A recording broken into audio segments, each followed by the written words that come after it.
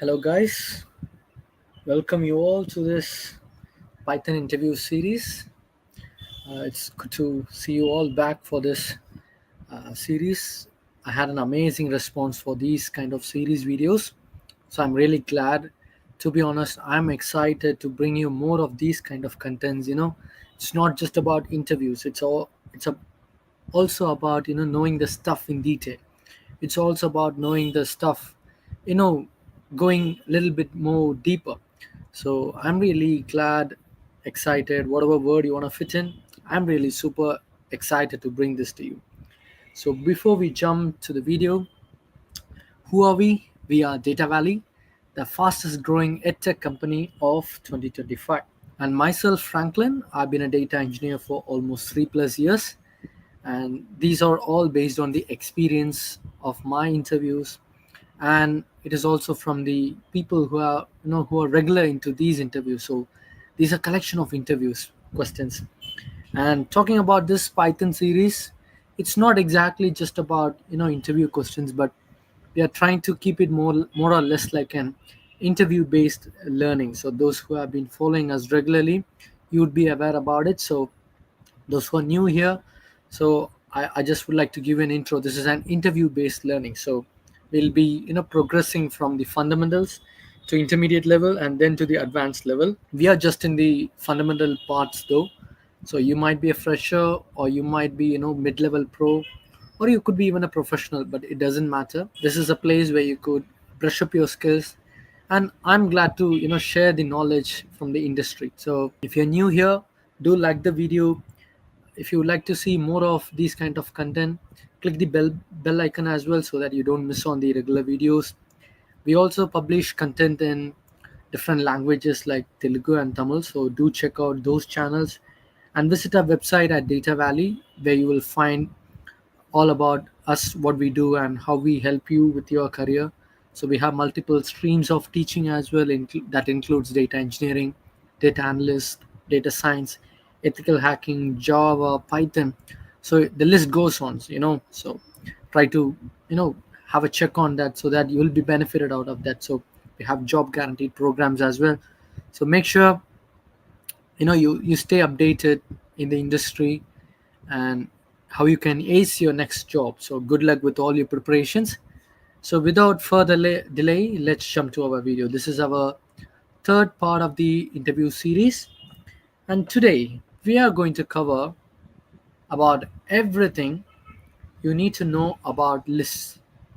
Okay, so as I said earlier, this is all going to be about interview based learning. It's not just interview questions, but you're going to question yourself for each of these concepts and fundamentals, and therefore you get to stay updated, and this will help you in long run. So to start with our first question today, what is a list in Python? Okay, so a list, what is a list? So list is like a fundamental data type or a data structure in Python. Okay, so there are four main data types in Python, or a data structure in Python. Okay, which includes list, dictionary, tuple, and set. Of these four data structures, the most commonly used ones are list and dictionaries. You could be trying into different streams of role, like data analyst, data engineer, data analyst, Python developer. Even all these cases, list and dictionary play a very important role, and it is very much necessary to stay updated on these. So what is a list? We, in our older videos, we repeated about this. We had a talk about those, how list, dictionary, set, and tuple differ to each other. But because we are focusing especially on everything you need to know about lists in Python, and this part is going to come in three different parts. Okay, so everything you need to know about lists in Python is going to come out in three videos. So make sure that you check out the other two videos that will be streaming soon. So what is a Python in a list? So list in a Python is a mutable, ordered collection of items that can hold elements of different data types. So list is a data structure in a Python which is mutable, ordered, and these can hold elements of different data types. And list in Python is usually defined using square brackets. So as you see here, these lists are denoted by square brackets, whereas in dictionary, you denote it using curly bracket. For a tuple, you use round brackets. So for list, you mainly use square brackets to denote a list. All right? And then, what are the key characteristics of list? Yes, I gave you few terms in the above explaining what is a list, but do you really know the meaning of those terms? That's what we'll be covering in this question. What are the key characteristics of a list? List is ordered. What do I mean by ordered? I refer to the term ordered because the items in the list maintain their position. For example, let's just consider the list here. Okay, so as I said earlier, list is denoted using square brackets, and hence I've used square brackets. And then I have few elements in here, or in this context you can just say items. So I've got one apple, 3.14, true, apple. So I've got 5 different items or 5 different elements.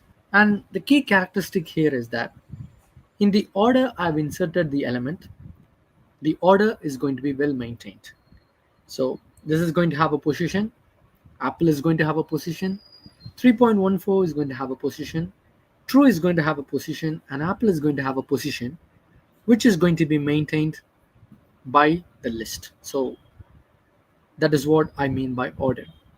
And then mutable. What do I mean by mutable? So the very first idea of mutable to me is mutants in X-Men. So why are they called mutants? Because they have altered their gene, right? They have an altered gene within them. So based on that same context, what do I mean by mutables in list? So the mutables in list, they can be amended, they can be altered. So that's what I mean by mutable. So talking in context to a list, you can add an element, you can remove an element, or you can change the element. So for instance, you can replace apple with number 1. So you can replace the item true with another item called 3.14. So that's what I mean by the characteristics of mutability. And then they allow duplicates. What do I mean by duplicates? For instance, a set, which is another data structure in Python, doesn't allow you to have duplicates. Whereas if you consider list, you can have duplicate values. So duplicate is, for instance, if you see in the bottom, you can see that I've got apple, which is a string, and I've got another string, which is an apple.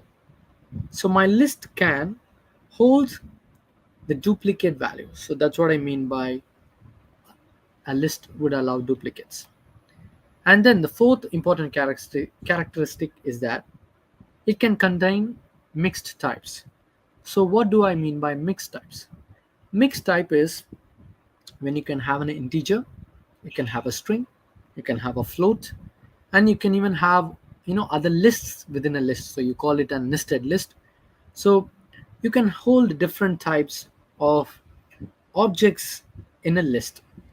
So let's consider this with an example for easy understanding. So I've got a list here called my list. So in this, I've got 1, which is an integer data type, and then I've got apple, which is a string type. Then I've got 3.14, which is a decimal, or in other words, a float. Then I've got true. True or false would signify a Boolean value. And then I've got apple, which is a string again. So as you can see here, my single list can hold a mixed types of elements. So when I print it, you can see that a list gets printed. Okay? And the list is holding the same, different types of elements. And also you can see that those allow for duplicates. The position is maintained. We will talk about mutability later when we work on different functions and operations within list. But I hope you have a better understanding of what is a list and what are its key characteristics. So here in today we are going to talk about few built-in methods and functions that are supported by lists in Python. All right. So what is a built-in method and function? So what do I mean by built-in functions and method is that Python by default will have certain functionalities that will be supported throughout by the data structures. So for all the four different data structures that I defined earlier, which are list, dictionary, set, and a tuple, these are going to have inbuilt functions which you can use to run your code or for different functionality. Depending on different use case, you can use these functional codes or methods to make your code work on the process. Okay. Before we jump on how to work on different methods and functions, let's talk about how to create a list. So this is our very basic thing, right? How do you create a list? As I said earlier, for a list you need to have a square bracket. So you can see that I've used a square bracket here. Okay, simple. And then it can have multiple different kinds of data types. In here I've got an integer, but let's see how it gets printed. Okay, so if I get this printed, it is giving me a list. Okay, because I've created a list, it is giving me a list. And you can check it by typing in type. So you can give you a variable name, which is my list in my case. It is telling that this is of a list data type. Also, when it comes to string or a text type, you must remember that a string must be always denoted with a quotation mark. Okay, so I'm creating a list again. I'm using square bracket. And remember that this necessarily doesn't have to be my list. It can be any kind of variable. Even you can just name it X. You can just put any name. Let's put data valley. Okay, so data valley is a name, and I want to input few strings into it. So how do I do it? So I'm using quotation here. So I'm just specifying my name. Franklin is the tutor.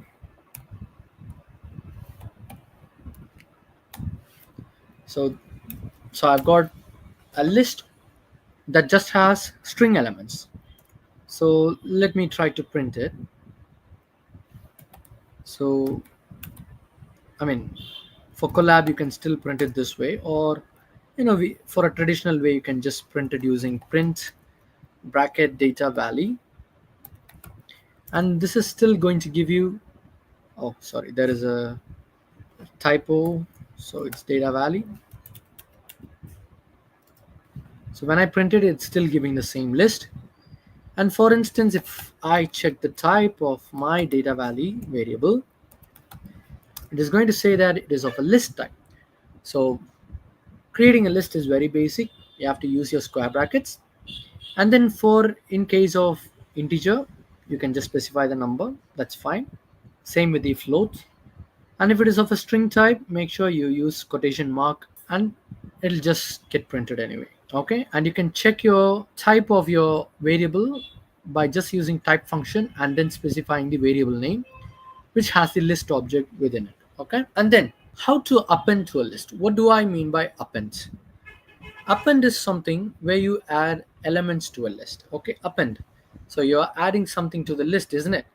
So how do you do it? So that's my first question next to, that's my first question about the built-in functions and lists. So to append, okay, or to add an element to your list, you have to use a functionality call, I mean, or a method, whatever you want to name it, a function or a method.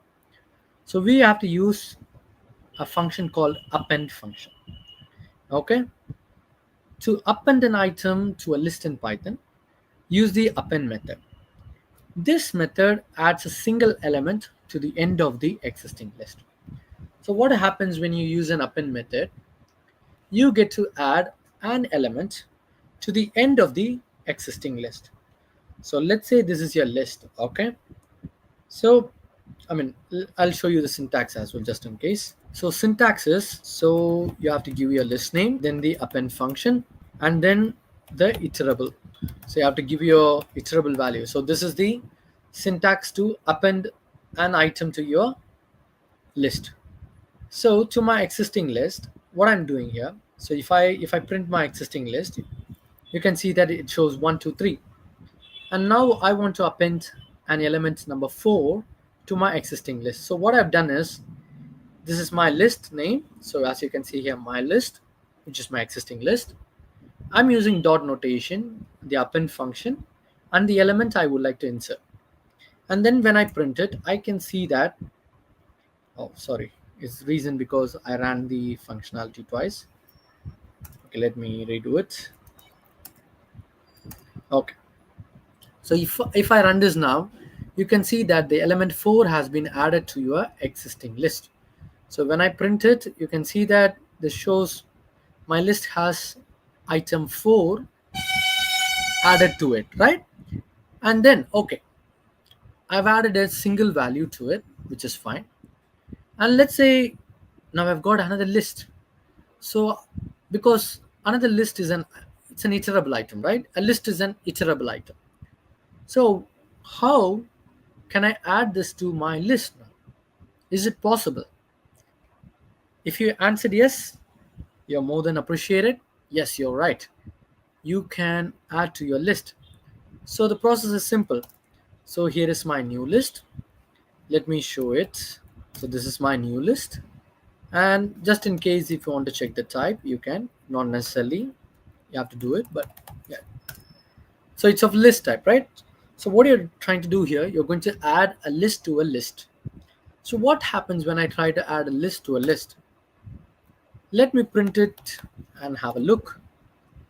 When I print it, you can see that it says that 1 2 3 4 bracket 5 6 7 bracket and a close bracket again. So what has happened here? Each time when I try to run an append function on a list, okay, if it is a single item, it adds to your existing list as an element, right? So you tried adding 4, it's a single element, and it has added to your list as a single element, all right? And now when you try to add a list again, what happens here is that it still gets added as a single item. So as you see here, the list in here, the 5 6 7, so which is a nested list, has been added to your original list as a single item. So there is a difference in how you append using a single item and a list. So is there is a solution to solve this? A solution where you can add elements from a different list to your existing list, but not as a one single component, but as a single individual component, as in 1 comma 2 comma 3 comma 4 comma 5 comma 6 comma 7. Yes, but we will see about it next. But just remember that if you try to use append with your list, it is going to add your new list to the existing list as a single element. And here are the few points to be remembered. The append method modifies the list in place. So what do I mean by list in place? So your original list 1 2 3 4, when you try to append 4 to it, and when you print the original list, the original list has altered, isn't it? So your original list initially had it only 1 2 3, right? Your original list has only 1 2 3, and if you print it, fine, it shows you 1 2 3. And when I try to append and then print my list, it shows 1 2 3 4 and not 1 2 3. So there is a list in place modification. So that's what I mean by there is a list in place alteration. And it does not return a new list, rather it changes your existing list. And then the append method adds its argument as a single item, even if the argument is another list. So whatever the value that you given to append, it is going to be added as a single item, even it could be a multiple collection of elements within a list. So if you have multiple items in a list which you would like to add to a existing list, it still gets added as a single item rather than individual items unpacked. If you want to add individual elements from an iterable like another list to the end of the current list, use the extend method instead of append function. So I already explained this about you, right? So instead of nested list, I want each element to be placed individually. So how do I do that? I use an extend function. So that is what is our next question about: how to add all elements of a iterable to a list. So extend method differs to our append function in a way that all your elements from a different iterable, which includes list, tuple, set, string, any kind of iterable. So it adds each of those items as an individual element rather than as a whole single item. So the extend method in Python list is used to add all elements from an iterable such as list, tuple, set, or string to the end of the existing list. I believe I've explained you this much better. And as same as append, it modifies the original list in place and it does not return a new list. So what do I mean by list in place? So your original list is going to have the modification, okay? And you're not going to return any new list, okay? Let's see the syntax now. The syntax is say as same as append, where the only keyword has changed. So you're providing a list name and using a dot notation to add your method. So using extend function, and then in the extend function you're going to specify your iterable. So iterable can be anything like a list, a tuple, a set, or a string. Let's see the parameters included for an extend function. So the list name, it's very much needed one, because this specifies to which list you would like to extend these elements to. So make sure that your list name is specified. And then talking about the iterable whose elements will be appended to the list name. So whatever the items you would like to add to this list name, make sure you specify it in the iterable. So to break down its functionality, it iterates and appends. What do I mean by it iterates and appends? The extend method iterates through each element of the provided iterable and appends them individually to the end of list name. So if you see an append function, what happened? No matter what the iterable is, it could be a list, it could be a single element, whatever it can be. What happens? It just adds to the existing list as a single item. But talking about extend, what happens is it iterates through each element. Okay, it goes through each element and then it adds each of the elements one by one to your existing list. All right. So instead as a single item, what's happening here? It just goes to each element one by one, and at the same time, it's going to add each of the elements that it has iterated by appending them individually to your end of your list name.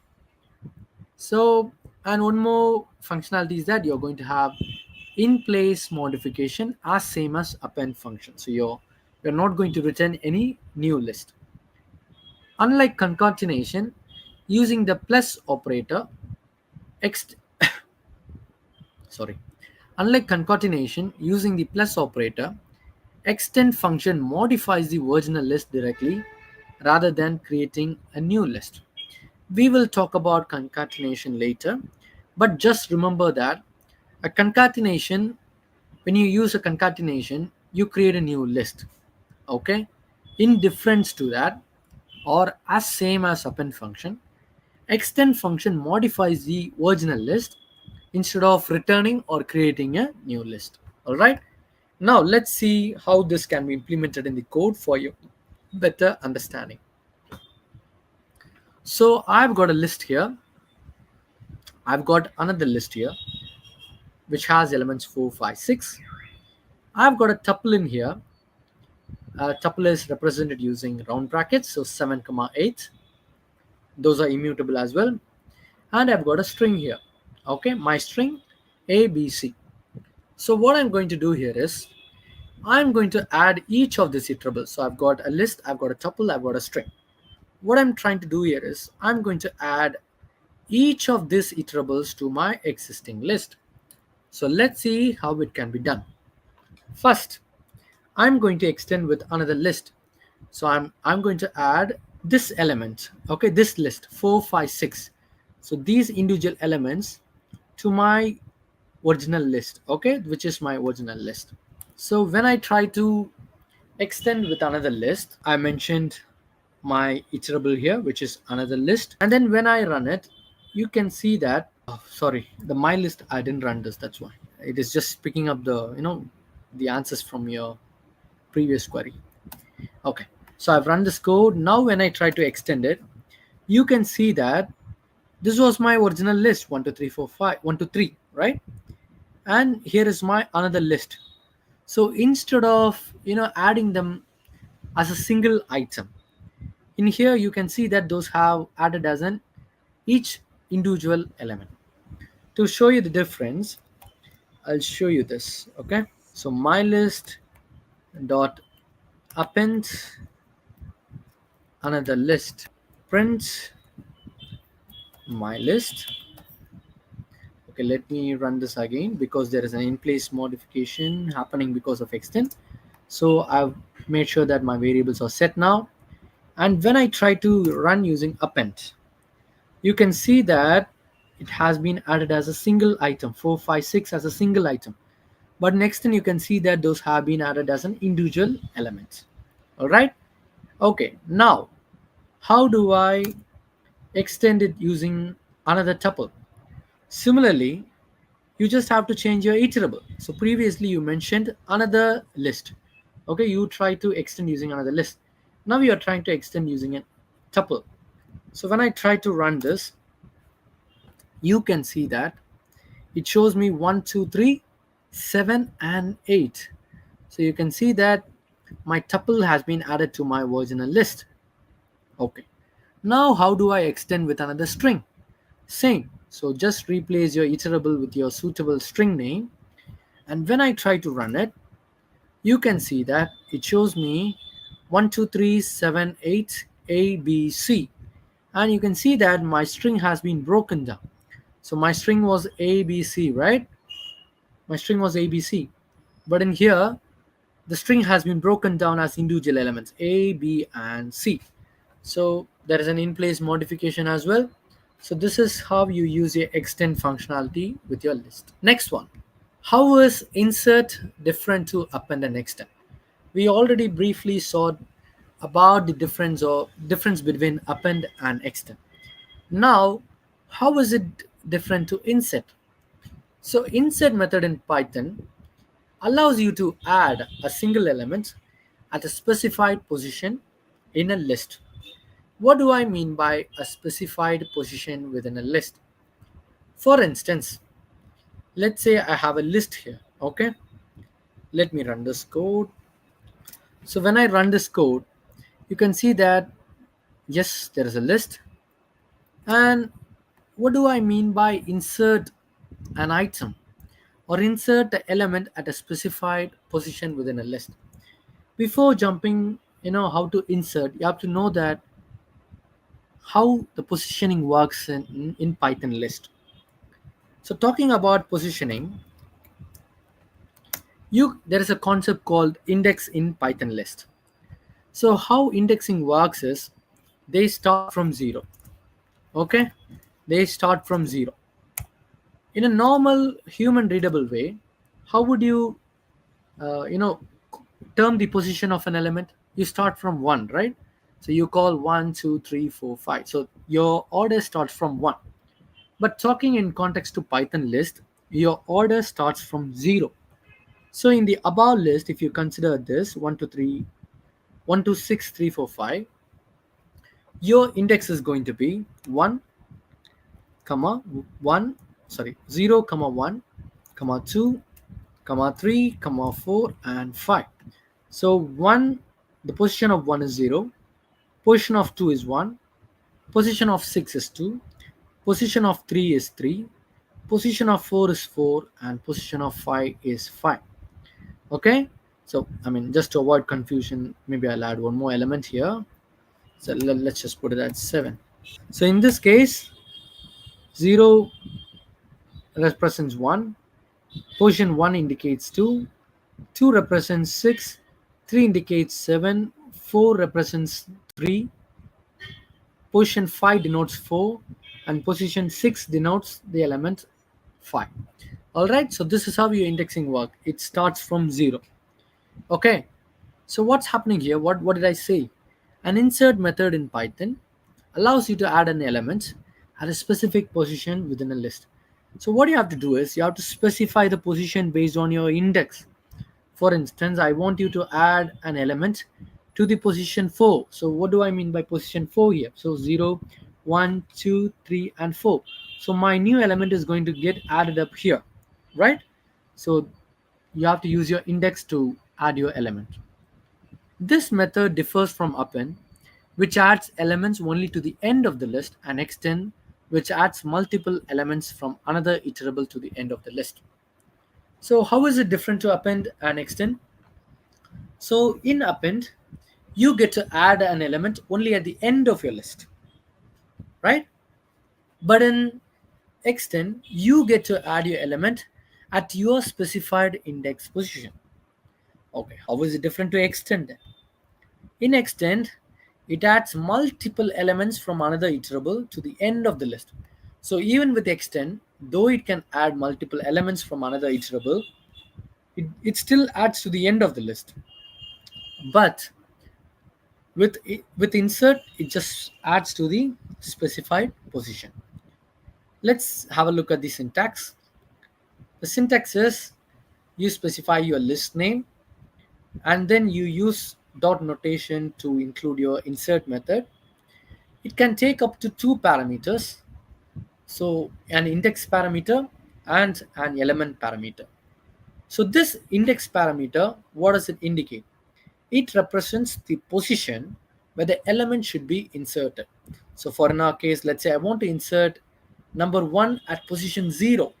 So if I'm trying to add an element at here, so my new element at 0 should be, I mean, let's say I want to insert number 9 at position 0.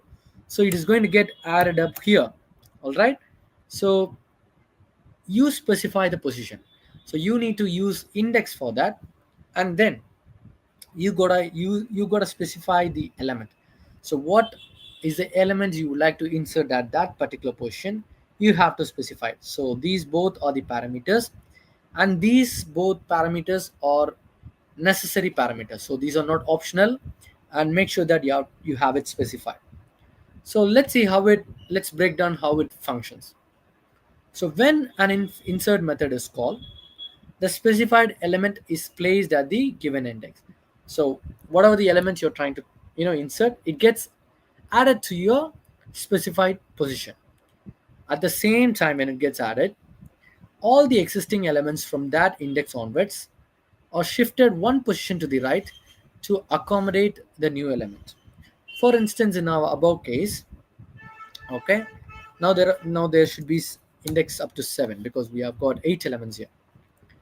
Okay, let's say I want to insert an element at position 5. Okay, what is the element at 5 now?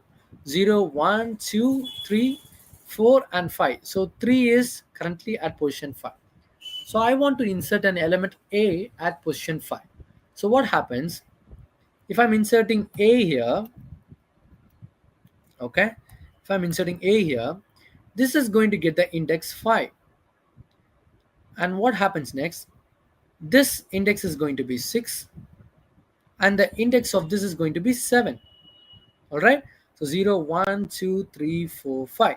What was our previous element at 5? It was 3, right? So this position is altered. So now it is going to get position 6, and 4 is going to get the index 7, and the element 5 is going to get the index 8.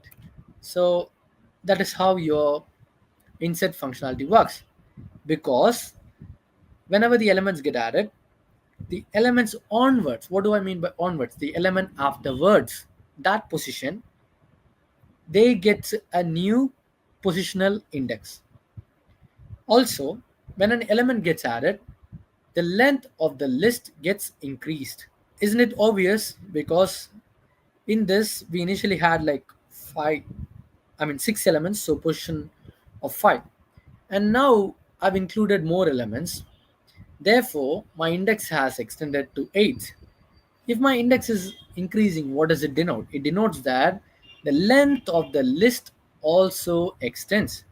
So it has increased. So now my elements, I mean, now my list is holding up to 9 elements. So length of my current list is 9. So as you insert new elements, the length of your list gets increased. Let's take an example below. I'm creating a new list with 3 elements: apple, banana, and cherry. And now what I want to do is I want to insert a fruit called orange at index 1. So based on the indexing, what is the index position for the above? So what is the index position for the above?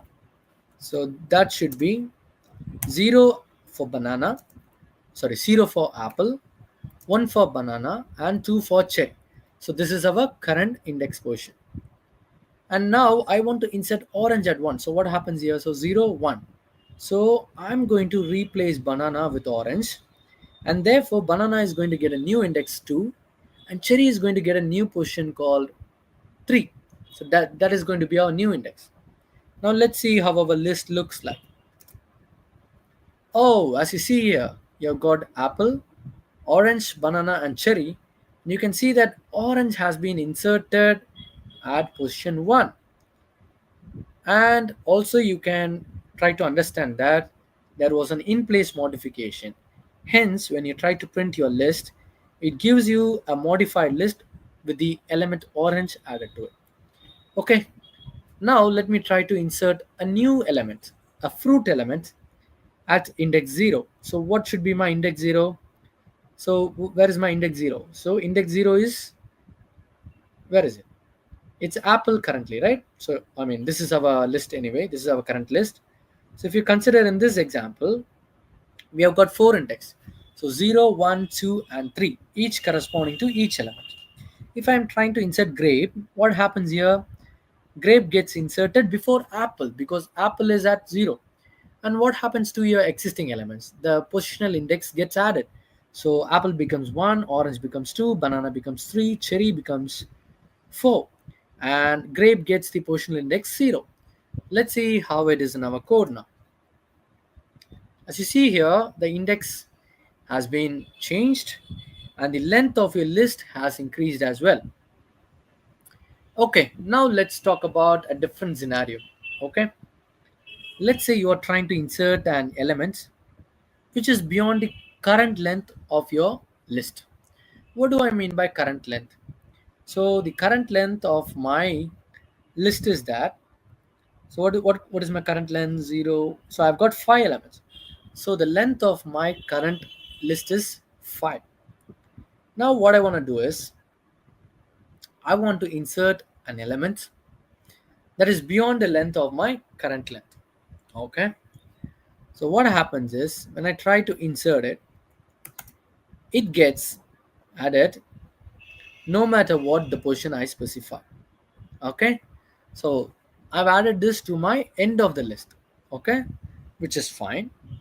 But Let's say in this case, so I've got grape, apple, orange, banana, and code. So what are the positional indexes for the above? So the current index positions are 0, comma 1, comma 2, comma 3, comma 4. How many elements have I got? Grape 1, 2, 3, 4, 5, 6. So the positional index stays up to 5. Okay, this is my current index position. What I'm going to do here is I want to insert an element at an index beyond what my list can hold. So there is only 6 elements, right? And 5 positional index. What I'm planning to do is I want to insert an element at the position 10, which is not existing in our current list. So currently it has only index up to 5. So what will happen if I'm trying to insert an element beyond the length? What happens is the element just gets added to the end of your list. Okay, so you don't have to worry that it'll get inserted beyond or after the position, or what would happen if the current position doesn't exist. If the current index doesn't exist, it just gets added to the end of your list. All right, so this is all about your insert functionality. And then how do you remove an element from the list? So we have seen how to add elements to your list. Now let's see how to remove the elements from your list. Okay, so to remove the element from your list, you use a remove method. Okay, so the remove method in list is used to delete the first occurrence of a specified value from the list. Okay, just a sec, let me correct the window size. So whenever the first occurrence of the element comes, that particular element is removed. What do I mean by the first occurrence of a specified value? Let's say your list is having duplicate values. So if you see in our very first example, which had duplicates, isn't it? We had 2 apples. So if you see this, we have got duplicate values within our list. So I've got 2 apples. So if I try to remove a value from here, okay, let's specify apple. So what gets removed? So the very first occurrence of the element. So would it be apple, or would it be the apple at position 1? So apple at 1 or apple at 4? Talking about the very first occurrence, so it should be apple at position 1. All right, so that's what the remove function does. So what are the key characteristics of remove method? It removes by value. What do I mean by it removes by value? So unlike pop, so do not worry about pop, I will explain that further, but just remember that a pop function removes the element based on index. So what is the functionality you use to add your element based on index? So append, you just add the element at the end. Extend, it just adds your element at the end. So you use insert to element at a specified position. Similarly, pop is a function which removes the element based on index. But unlike pop, what does an remove do? It just removes the element at the very first occurrence. So remove function requires the actual value of the element you want to delete as an argument. So pop removes by index, and remove removes it based on the value of the element. So for a pop, let's say you just specify the index as 2. So whatever the element is at the position at 2, it's going to get deleted. But whereas if you consider remove, you have to specify the elements that you would like to remove. For example, in our case, we had apple. So I have to specify the value apple, which in turn will delete the element. So talking about remove, it removes the very first occurrence. So if the specified value appears multiple times in the list, remove function will only delete the first instance it encounters. So I explained you nice with the apple example, right? So you had apple at position 1 and at 4, but it doesn't matter. It is going to remove the elements from the position 1 because that is the first occurrence. Okay, let's say you are trying to remove a value which is not specified or which is not included in your list. In that case, it will raise an value error. So if your value is not present in the list, you get to raise an value error. So what happens in a value error? You break the code because an error has been raised. So make sure that you specify the element that is included in your list to be removed. Also, this is an in-place modification. So a remove function is going to alter your original list. So okay, and rather than creating a new list, or it doesn't, create an updated list. It just removes your original list. So make sure that uh, you're very sure about what elements to be removed, as it is removing the elements from your original list. Talking about the syntax is more or less similar to other methods. You specify a list name, you specify a remove function with the dot notation, and then you say what elements to be removed. So that's what is meant by value. So whatever the element you would like to remove, specify it in your code. So here I've got a list called my list. So I'm printing it to check. So it has got 10, 20, 30, 20, and 40. So first what I'm trying to do here is I'm going to remove the element 20. So would it erase this or would it remove this? If you have listened it very good, you know that it is going to remove this element because that's the very first occurrence of that particular element. So if I try to remove this, and if I print my list, you can see that 10 is there, 20 is removed, 30 is present, 20 is present. So 20 is not, removed. It is still in my list, and 40 is still present. So it has removed the element 20. And next use case, I want to print, I want to remove an element which is not existing in my list. So what did I say? If you try to remove an element which is not existing in your list, it will raise an value error, because as you see here, list dot remove x, which is good, which is our syntax. X not in list. What does it mean by x not in list?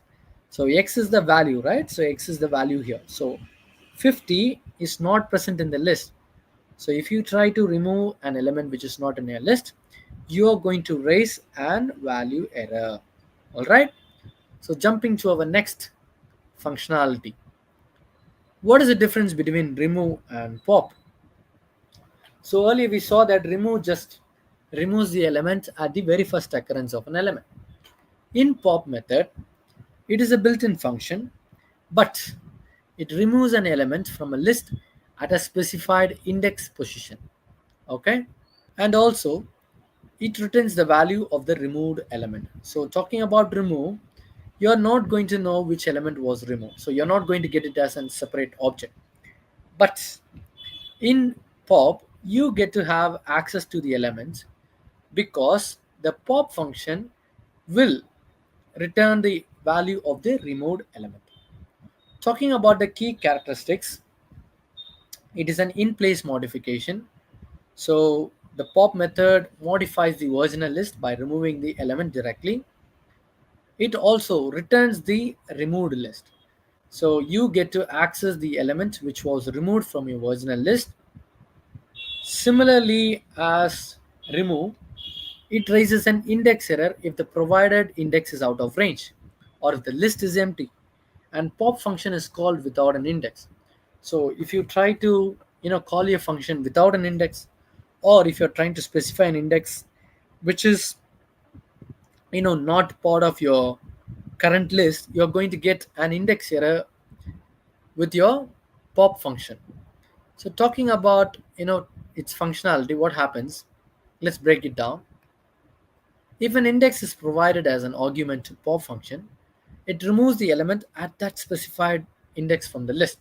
So it just removes the element from that list, and also the position of your index, it gets altered as well.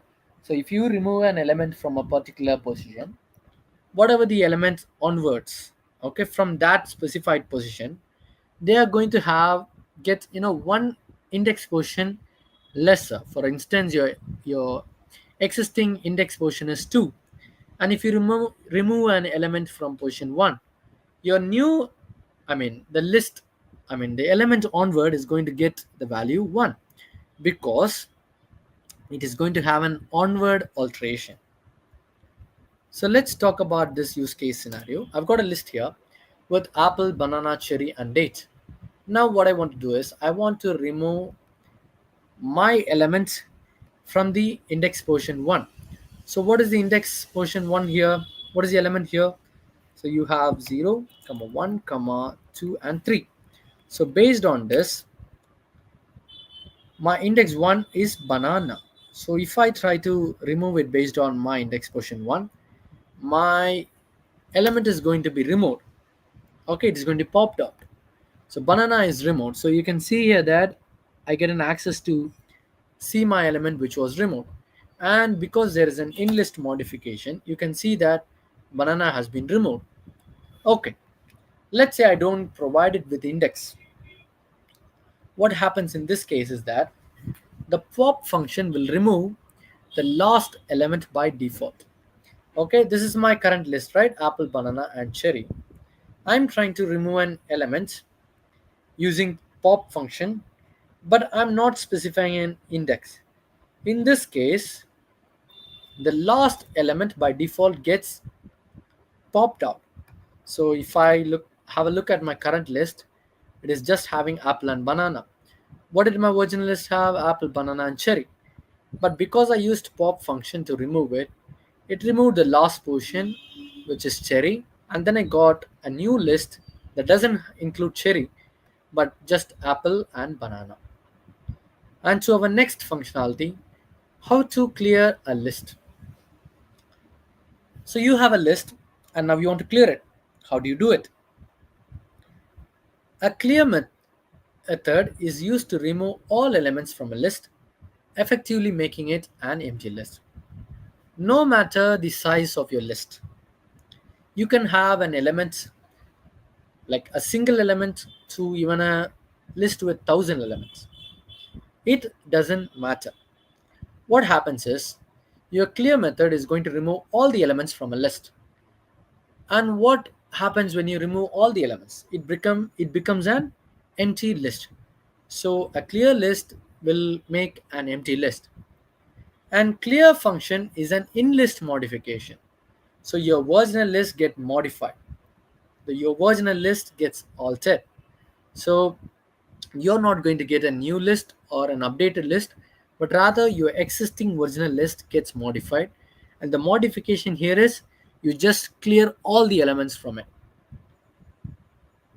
So breaking down its functionality, the purpose of a clear list is to make an empty list. Okay, so you are going to maintain the list object, which is a list. So let's say you create a my list is equal to 1 2 3. You're going to maintain the list object. Okay, you're going to have the list object.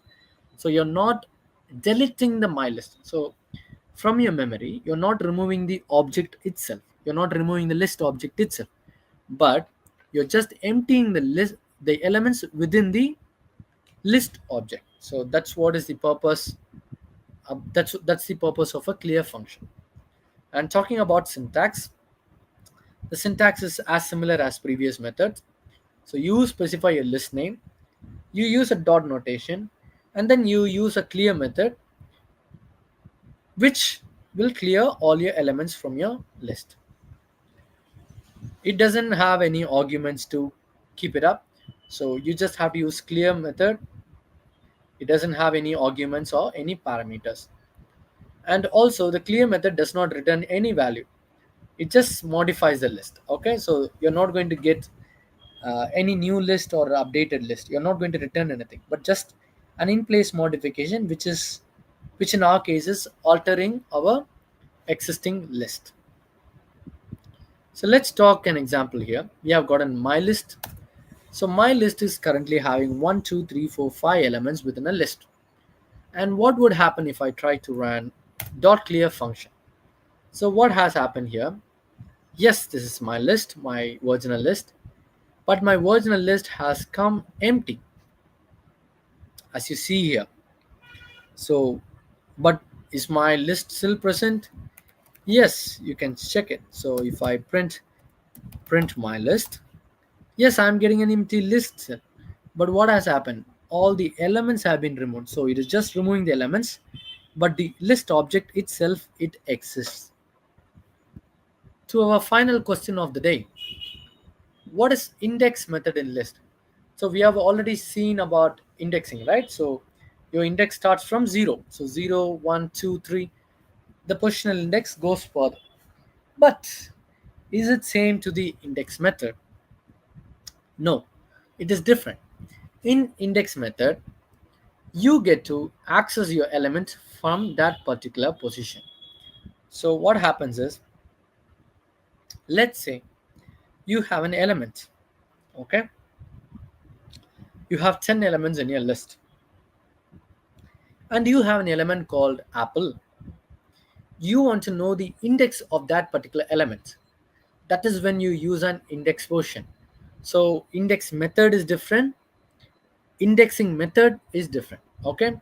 So indexing is where you get a number for the positional number for each of your elements, so that is indexing.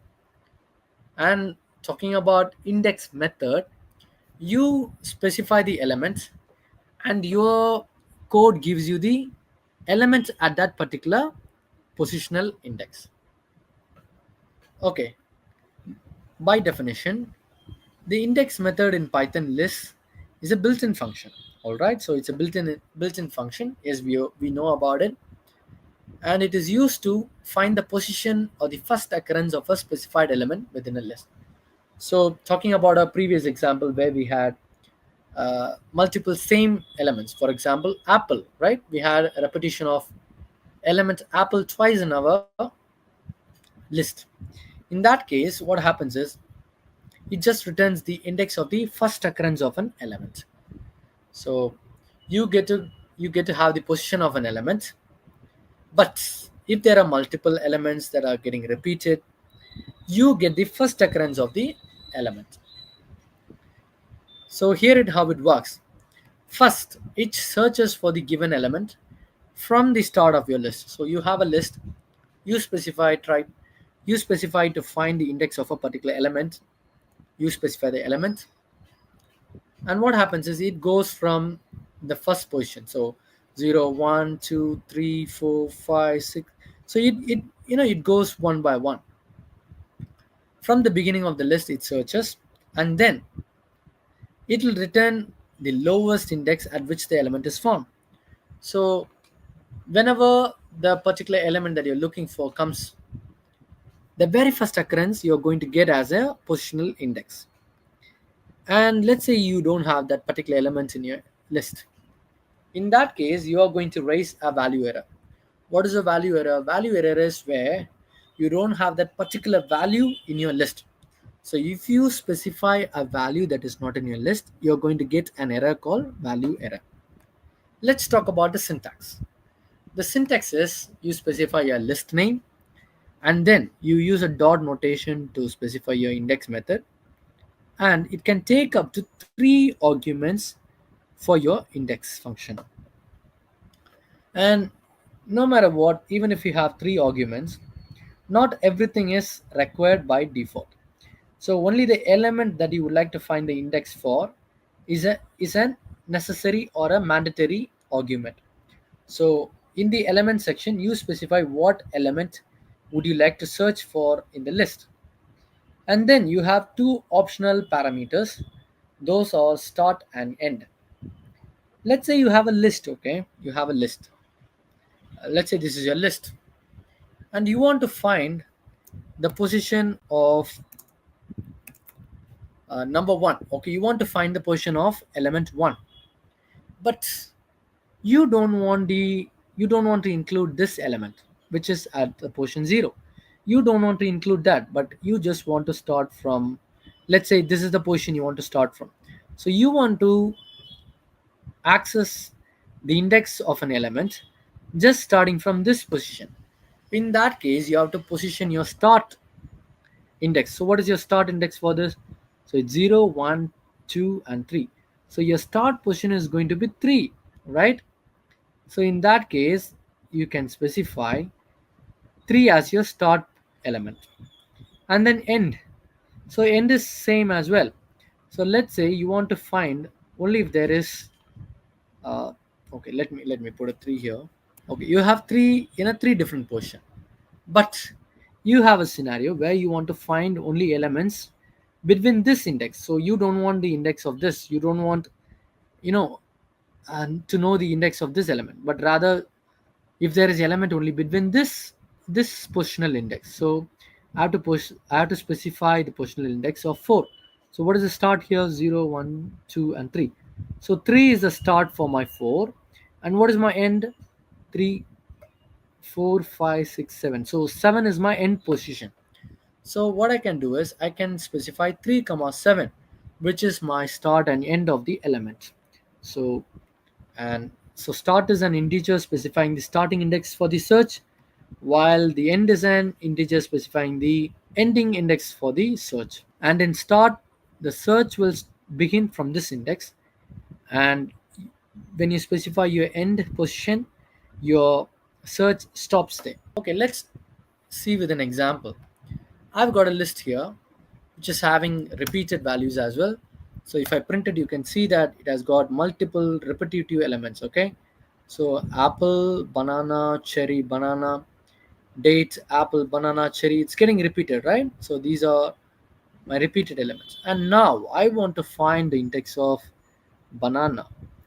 Okay, so what I'm trying to do here is I'm using my list, which is my list name. I'm using dot notation, I'm using index method, and I'm specifying the value. So in this context, I want to find the value of banana. So when I try to run it, it is giving me the position 1. And why not a different one? So if you consider this 0, 1, 2, 3, 4. So I have one more banana at 3. Why it didn't give? Because indexing helps you to find the first occurrence of your element. So banana is your first occurrence. So here you see that it has given you the positional index of your banana at your first occurrence, which is positional index 1. Okay, let's say I want to find only the position of banana from the position 2. So 0, 1, 2. So I want to start from this position. How do I do that? So you specify your optional parameter. So here 2 is my optional parameter, right? So my list dot index, my elements value, so which is banana. Then I'm specifying my positional index too. So start from here.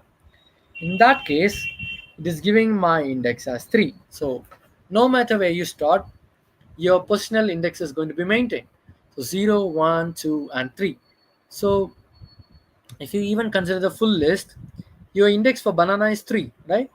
So no matter where I start in my list, it is going to give me the position of the element banana, which is 3 if I consider whole of my list. Okay, so now what I want to do is I want to find the element grape. Okay, so what I'm trying to do here is I've created a new list: apple, banana, cherry, banana, and date, and I'm printing the list. As you can see here, my list is printed. Here is where it gets interesting. I want to remove the element grape, which is not present in my list. In this case, what would happen is you're going to get a value error, as I said earlier, right? So I'm trying to remove this element grape. As you can see here, the error says that grape is not in the list. So if you do this, you're going to get a value error. What do I mean by a value error? When a particular value is not present in the list and you specify it, you raise a value error. But there is a way you can handle this. Usually this try and accept is taught in your advanced lessons, but considering you trying for your interviews, I don't want to keep it in the advanced session, but I want you to get a regular practice. So hence I've included this try except block in this particular session. It's not an rocket science, it's very simple. Okay, what are you trying to do? Just imagine this. Okay, I'll remove this. You have got a try block. So this is your original code, right? You know how to write this code, right? It's your actual syntax. So you have your my list, you use your dot index, and then you specify your element. This is how your actual code works. And now with try exec block, what you do is You just add a keyword try with a with a colon next to it, okay? And then you specify except. So in exceptional circumstance, I want you to do this. That's what is meant by an error block.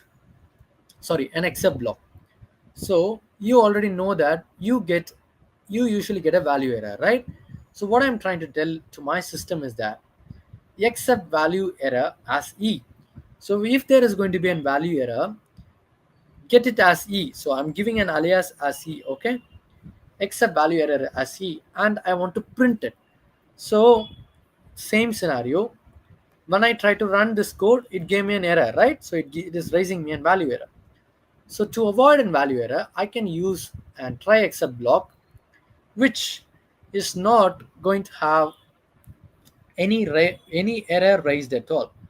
So let's see how this works in our scenario. So if you see here, my code has run, but though there was an error, so grape is not present, an error was raised here. But if you consider this, though there is an error happening, which is a value error, it doesn't break out my code, right? In here you can see that my code has broken, but in here my code hasn't broken. So this is not an very important thing that you need to focus right at this moment, but I just want to place it here so that you get used to how to write your try and except blocks. So that is all for today. So I hope this session was very helpful to you. So what did we cover today? So just to give you a summary, we have seen that what is a list. So what is a list? List is an ordered mutable, and it could allow for your duplicates, and it's a important data structure within your Python. So it can have multiple types of data within your as a collectible in your Python. So what did we see about? So we learned how to create a list. So a list can have multiple mixed types, and then we saw a few built-in methods and functions. So you saw how to create a list. To a list, how do you add an element? You add an element using append. So you add your element to your end position. So how do you add all elements of a list? So instead of as a single item, how do you add them as an individual element? You use an extend functionality. Okay, how do you add an element to your fixed position? You use insert to add an element to your specified position. And how do you remove an element from the list? You remove an element from the list using a remove functionality. And then how does a pop differ to your remove? It differs in a way that you use index position to specify which element to be removed from that particular index position. But if you don't specify the index position, the last element usually gets popped out. And you learned how to clear a list. So when you use clear function, your list object exists, but all its elements get removed out. What is a index method in list? So when you try to find the index of a particular element, you specify the value, and therefore you get your index of that particular element. All right, so that is all for today. Thanks for watching this video. I hope this video was very useful to you. So if you like this content, do like the video. Feel free to ask your questions in the comment section. Feel free to share it with your fellow friends who are aspiring to be a Python developer, data engineer, irrelevant of your role. If for their role, if Python is playing a crucial part for them, share it with them. Let them learn as much as you do. And then uh, like the click on the bell button so that you don't miss on the updates as well. So do check on our other regional language channels as well. So we have multiple channels in Tamil, Telugu, and English as well. So this is our English channel. So make sure you have a look on it. So that is all for today. So we have our headquarters in India. We have 3 centers in India, and we recently launched one more center at Hyderabad as well. And our other headquarters are in USA and United Kingdom as well. So feel free to check out our website, which is DATAVALLEY.INC. So you will find different streams of subjects getting you know getting taught. so which includes like data science, data engineering, data analyst, ethical hacking, MERN stack. So we teach multiple domains. So feel free to check it out. And I hope this session was very useful to you. Stay tuned for further session. So until then, this is Franklin signing off. Thank you so much, and I wish you all a good luck with your interview. And you have and I hope you have a good day. Thank you so much. Bye bye. Take care.